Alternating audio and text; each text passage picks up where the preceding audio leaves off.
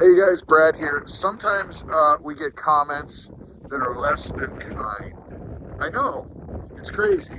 Sometimes people say, Brad, you're full of baloney. You guys aren't doing what you're saying you're doing.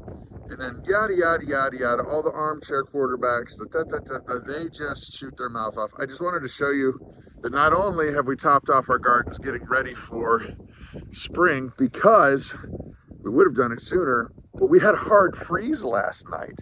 And I don't know about you guys, but a lot of weather's coming. But not only that, but we topped off all these gardens.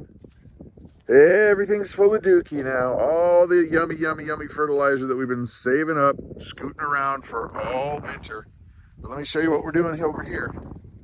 By the way, rhubarb. Yes, rhubarb. Getting everything ready to go. But you see this? All of this was open space, and so effectively we have looks like about doubled the size of the food output we're going to be able to do. But over here too, check this out. We had an old water trough bin thing, whatever you want to use it for, that had a bunch of rust holes in it. How about that? Now, one thing, if you ever find these things, sometimes farmers just have them out in their field. You offer them $50 and they're happy to take it. Or if you're a farmer or whatever, these are great raised beds. Just make sure you put a bunch of holes in the bottom. However, helpful tip, that's a lot of dirt. Look at this. That is a ton of dirt. And it doesn't have to be all dirt. What we did was we took a bunch of actually downed branches and stuff and leaves and yard junk, and about half of that is just logs this thick down to the bottom, then smaller stuff, and then we topped it off last year with about 10 inches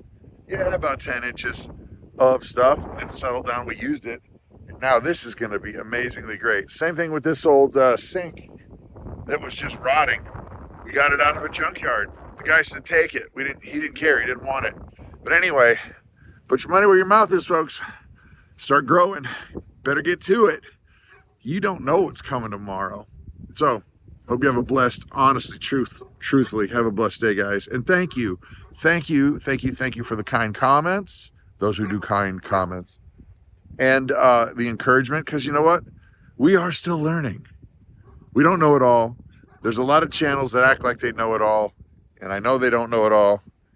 We don't know it all. We're just trying to share what's going on as it's going on. So another cool thing, I want to share like a preview. This is a preview, something that's coming up.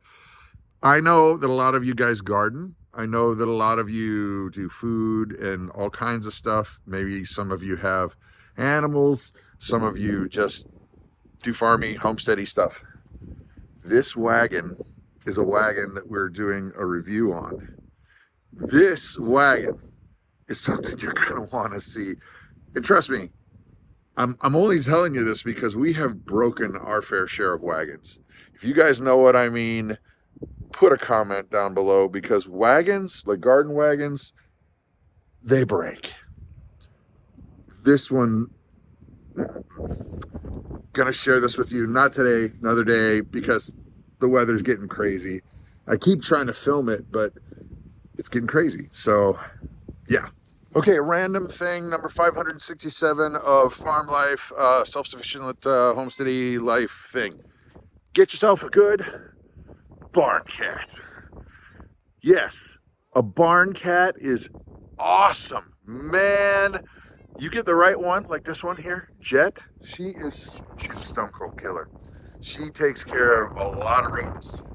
And what's nice is you don't really have to feed them too much. You feed them, but not too much, because you want them on the edge.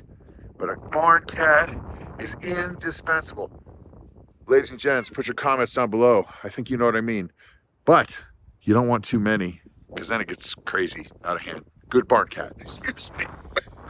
Ladies and gentlemen, one last thing. Caleb, who's over there on the tractor, the lawn tractor, taking it back, he just had an awesome idea, and I think it's a great idea. Back there where I showed you that rhubarb patch was, we know that rhubarb is an awesome multi-use plant that you can make all kinds of things like pies and stuff out of. But it's kind of fallen out of vogue. Here's the idea that Caleb came up with. If you have the most awesome rhubarb recipe, send it to us. Info.bigfamilyhomestead@gmail.com. And if you have an awesome rhubarb recipe, not only will we actually say, hey, thank you, we'll share your recipe, but we will also make it. And then we'll show it and we'll share it. And so, yeah, here's hope.